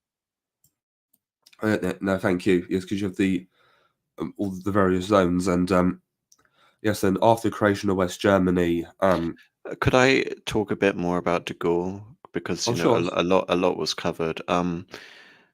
Obviously, because de Gaulle had no legitimacy, and de Gaulle's position was always very precarious, it's actually possible that the British could have benefited, say, for example, from Operation Torch, thanks to the defection of Delon, who was basically the real leader of Vichy over Pétain.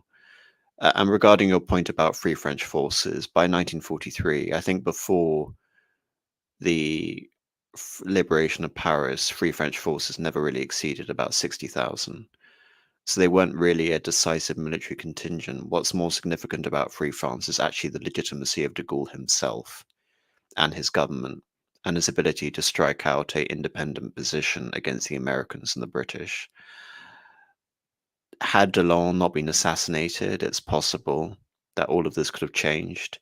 Had Henry Giraud and not de Gaulle emerged as the unquestioned leader of Free French forces, the question of vassalage still pertains. Instead, de Gaulle desired to be a part of all of the peace conferences at Casablanca, at Tehran, at Yalta, and at Potsdam. But he was kept out, and it was again a source of lasting enmity. So the British were very deferential towards him, but very much you can say that de Gaulle's great accomplishment is not necessarily in getting immediate French recognition of great power status, but it's holding on to power after 1944 and between 1946. And what this essentially allows is that the legally constituted territory of the French Empire continues from Vichy to Free France. But the French have inherited a series of colonial wars, mainly in Indochina, as a result of the Japanese occupation of Indochina from much of the war, which was then technically part of Vichy. And of course, in 1946, de Gaulle has to concede the creation of the restoration of a democratic government. And that essentially means that, as I've been mentioning in the 1930s, France has now lost that visionary leader who can basically try to effect some sort of halt regarding the negation of France's position. But, that comes to the creation of West Germany in 1946 through to 1948, 1949. No, thank you for those points on de Gaulle, and yes, because the French Fourth Republic would be parliamentary and would not be very short lived, and so of course so in the aftermath of World War II, obviously you really start to see the accelerated decline of both the French and British empires, and I think the next main event to really talk about regarding Franco-British relations is the Suez Crisis in 1956, when obviously in 1952 there's a revolution in Egypt, and Nasser comes to power and establishes a republic. Then from there, in July 56, he nationalises the Suez Canal, and then 4 months later in November, the British and French intervene after an Israeli invasion to Sinai, and both are absolutely humiliated after they're forced to back down by Eisenhower. And so, obviously, with Suez, you can see a last-ditch attempt to try and to have these two old imperial powers try to salvage what was left, I think, of their prestige and power, and just showing that in this new sort of post world, after the involvement of America in European affairs, that they just could no longer set an independent policy without American consent. Is there anything you want to add regarding Suez at all, or? No, I mean, we talked about French interest in Egypt. I mean, this is really the end of that. I will, however, mention that this was actually a proactive decision by the French and the British, basically to militarily evacuate that region. So this was actually a moment of pusillanimous. Again, I'm tired. I can't say that word. Cowardice, weakness, lack of vision, attempt to rededicate colonial forces elsewhere, and of course underestimating Nasser, which precipitated that crisis. And the Americans had basically determined that they were going to pursue a policy of rapid decolonization. But you should also note that Suez follows from, you can say for France, a far more significant defeat, which is the loss of French Indochina, or rather South Vietnam, to the Ngo Dinh Siem regime, and the loss of North Vietnam permanently to Ho Chi Minh. There were various attempts to contrive a continuity of French influence, and it was far more successful in West Africa than it was in Indochina. Any attempt to stake out French influence vis-a-vis the Americans didn't go very well. But that's not to say the British and the French didn't try. The British continued national service with the Malayan emergency, but nevertheless they also conceded to the loss of things like the Dutch East Indies. And again, had there been more foresight, maintaining the Dutch control over the East Indies would actually set a precedent that these colonies were not set for decolonization. alas, the precedent was set and things only got worse for France and Britain there. And this is also the moment where you can see the logic for continuing the French-British alliance would actually make sense, not just against the Soviet Union, but also against America. But again, they weren't really in a position financially to prevent American intrigue in this situation. There is a possibility in 1956 for another union. But like I said, we're talking about the extreme stress put on France in 1940 versus, you can say, a more existential question regarding the fates of empires. And so rather than redouble their commitments towards imperial defense, France and Britain basically opt for colonial oblivion. And another point is regarding this sort of second proposal of a Franco-British Union that you referenced there, because this time it's actually Malay, the French Prime Minister, who proposes this, and it's not actually the British. So it's interesting because on this occasion you could possibly argue that there seems to be more French interest in such a proposal. But from what I've also read, a lot of other French politicians were completely opposed to it, and even saying that if he'd actually gone through with it, he would have been deposed as a traitor, basically. Yeah, and my theory on this is basically this was a way of circumventing the situation in Algeria and committing British troops to putting down the insurrection in Algeria, and also preventing the army in Algeria from staging a coup in France. So there was a political logic around this, which was basically to get Britain to preserve the French government as was, vis-a-vis the encroachments of the army. So from that perspective, it makes sense, but of course, all that did was intensify the hatred of the army towards the political class in France. Now, and regarding the Algerian insurrection, something I neglected to mention regarding Suez was that one of the other reasons France wanted to depose Nasser was because he was supporting the Algerian independence movement, so he was proving to be rather subversive in that respect of their empire. So, obviously, suppose. So, you want to add something? No, and of course, he did the same in Libya, which was temporarily occupied by the British after the war as well. So again, another instance of short-sightedness.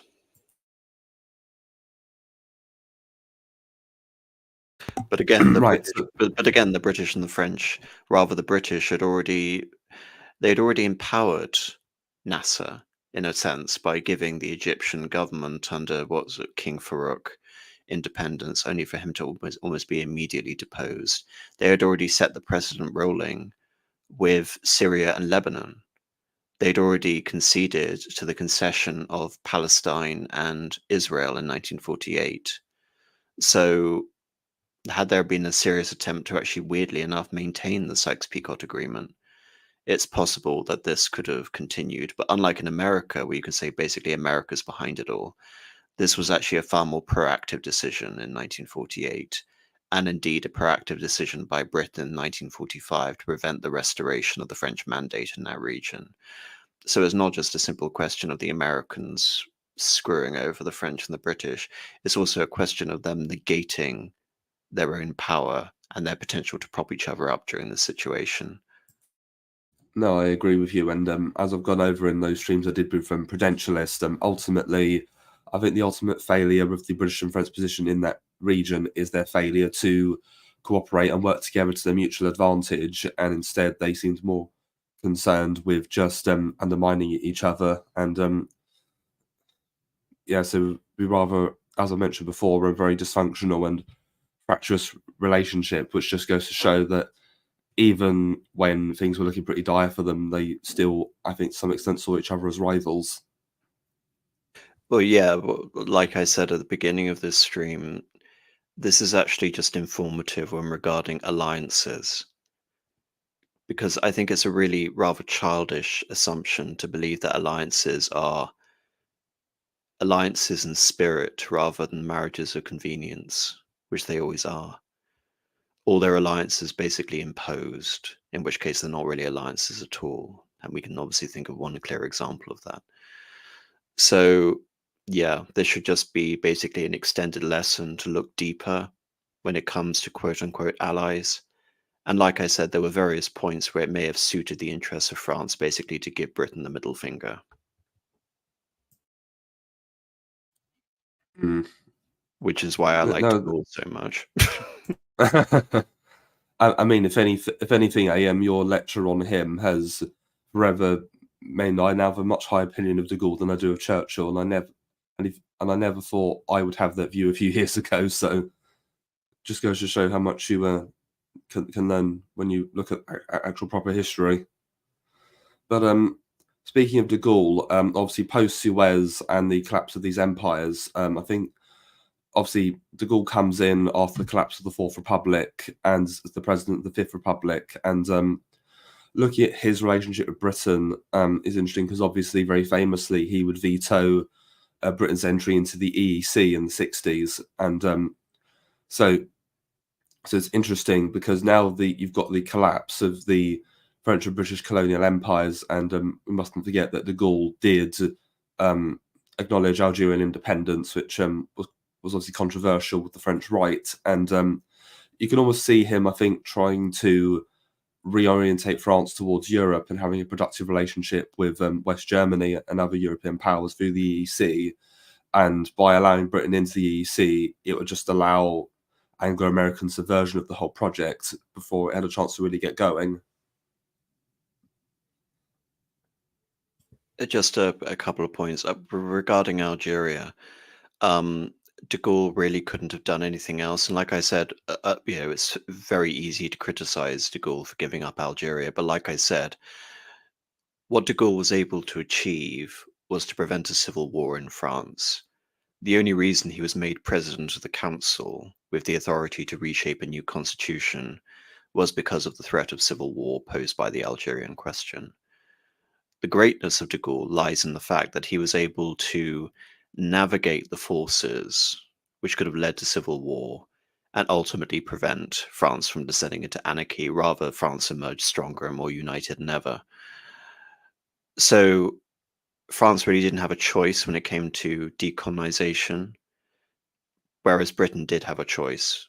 This is why de Gaulle needs to be juxtaposed with figures like Harold Macmillan. Harold Macmillan made a proactive and provocative attempt basically to dismantle the British Empire, whereas de Gaulle and his decision to leave Algeria must be understood within the context of stabilizing a regime from the intrigues of the army in Algeria.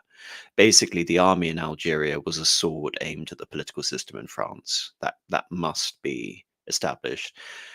Where de Gaulle failed were regarding the Evian Accords, which could have been far more favorable to France. But like I said, the ultimate achievement of de Gaulle was stabilization. Regarding Macmillan, of course, we see the alienation of South Africa and the alienation of Rhodesia and all of these things. And so Britain has basically decided to self-immolate, become dependent on the United States.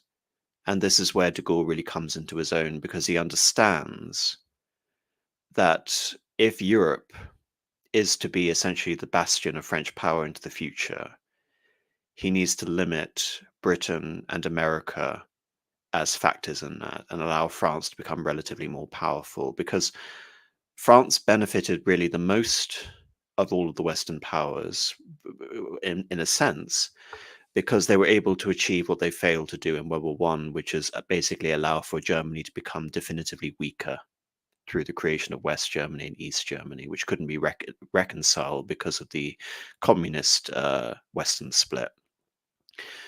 So de Gaulle actually went from a position of, you can say, positive ambivalence towards Britain and America, because he basically saw this as a loose association. But as it became clear that the Americans were focused more on economic integration and a hard alliance between these powers, de Gaulle saw the way the wind was essentially blowing, and he decided to reorient the European Union as a vehicle essentially for French power. That is actually why figures like Enoch Powell were very pro the European Union, because they believed it was more of a free trade association. But of course, that proved not to be the case, and so de Gaulle vetoed Britain's membership of that. And I think it was very perspicacious of de Gaulle because he understood that following the winds of change, Britain was very much just a vehicle for American interest, which is why de Gaulle's sort of last great attempt at his great sort of last political act was to attempt to completely redefine France's relationship within NATO. But of course, that fails because of an attempted coup in 1968. As a result of that, under Georges Pompidou, you can say there was a process of normalization of relations, a process of allowing Britain to come into the European Union after the French dropped their veto. And thereafter, Britain and France become more economically and, say, for example, militarily united than possibly at any point since the First World War. And it should be noted that since the 1970s, if there is a nation to which there is a greater sort of level of sort of military interdependence, it's France is only sort of defeated in this department by the Americans, because the French army doesn't actually maintain bases on British soil. But like I said, it really is a hard military alliance, even though the French presidency may make certain Gaullist affectations. Ultimately, it's nothing more than posturing.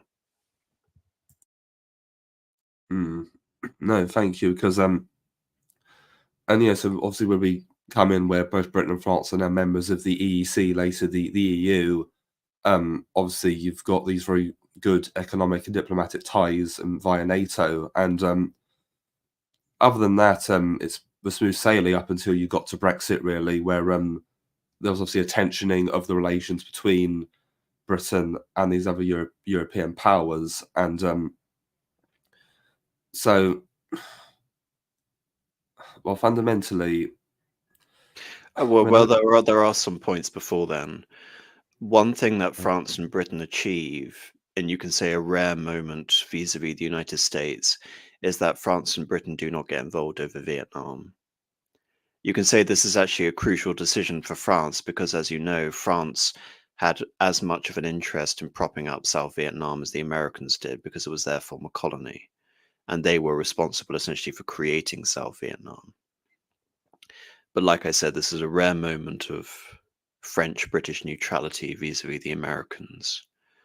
What really begins to open up in terms of a split, however, in the 1990s, is that Britain begins to assert a far more aggressive foreign policy in tandem with the Americans, whereas France does not.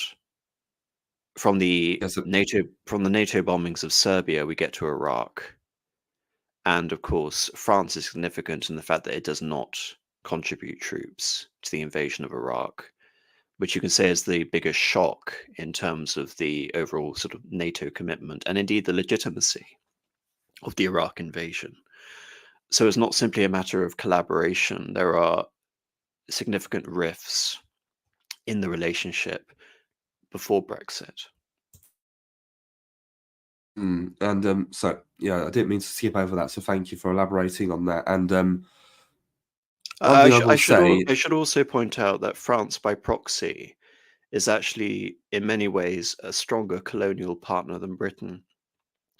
Because what Britain fails to achieve in the aftermath of colonization is basically a state of economic interdependence, whereas France is not only able to emerge as up until German reunification, the dominant power within the European Union, but is also able basically to establish a post-empire relationship with most places in West Africa.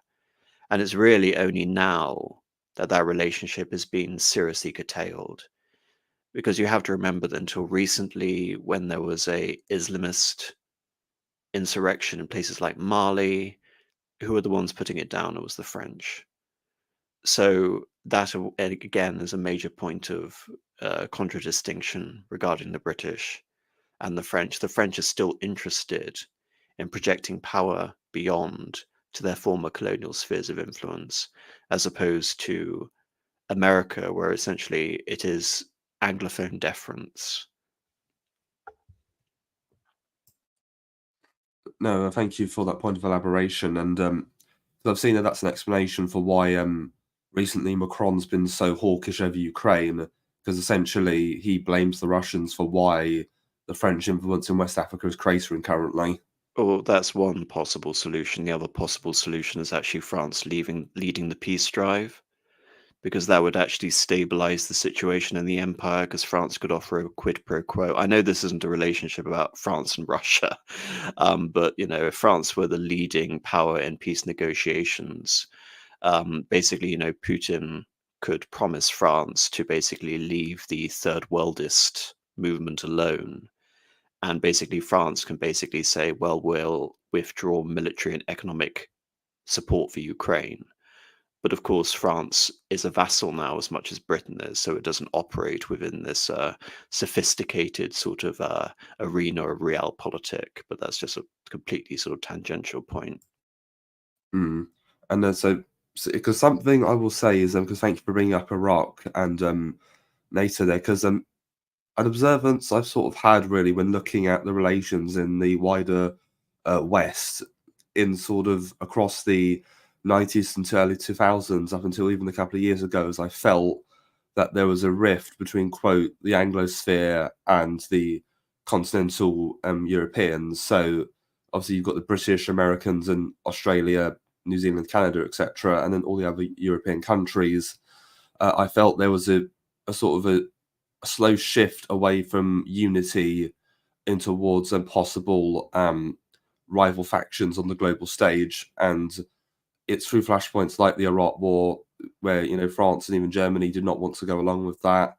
And then later on with Brexit as well, I very much thought that they were going to more hard drift into these rival blocks. And especially a couple of years ago when you had the AUKUS incident, where Australia pulled out of that nuclear submarine deal with the French and set up one with Australia and Britain. So Australia set up a agreement with the Americans and British instead, and so things did look very bad. And especially as that was around the time you had the situation in Afghanistan going on. So then, of course, this then you had the war in Ukraine, and the American empire has completely reasserted its unity over Europe, so to speak. So other than that, is there any final comments you want to make on the nature of the relations, or? Well, I'm going to leave this stream on a completely pessimistic note and basically say that the context of French-English relations or British relations is basically it's pointless. It's pointless now, because as we saw, Brexit did not assert British sovereignty. It doubled down Britain's dependence on the foreign policy of the United States. So as long as America has a controlling influence over the foreign policy of both these countries, like I said, it's almost like a luxury to entertain a minute perspective when it comes to the details regarding the relations between these two powers. For all intents and purposes, they are military allies acting in tandem with the United States, as we saw over Ukraine. I've mentioned a possible route where France could actually become incredibly a form of distinct foreign policy. But I mean, compare, say, for example, the hawkishness of someone like a Boris Johnson. It seems like Macron is actually trying to outdo Boris Johnson's legacy regarding hawkishness towards Russia. So, they're basically acting in the exact same way. And also, I see that happening also with Israel. Britain is basically trying to appease the Americans, but it's also trying to not completely alienate the Arab world. So, yeah, like I don't really find this question interesting when it comes to modern day. I find it more interesting looking at factors like de Gaulle or like the colonial and imperial relationship, because it's a real relationship where you can say there's independence, agency, and the ability to maneuver, but there simply isn't, it would seem now, other than fanaticism regarding the foreign policy goals of a foreign power. No, as pessimistic as that was, it was, I think, a sobering realization you'll have to come to and bear with. So thank you for that, AM, and thank you for taking part in this discussion. This was informative, and I hope the audience enjoyed it. So we have had one super chat, J Rocket Can. Good to see AM back. Just found your channel, Hitman. Very excited to dig through your back catalogue. Subscribed. Well, thank you very much for that, J Rocket Can. And is there anything you would like to shield before we finish, AM? I am taking like an extended break from producing content on my channel, unfortunately. But I have one thing to show, which is in 6 weeks' time. Nathan Hoods is hosting a day on Arthur, King Arthur, and Arthurian legend.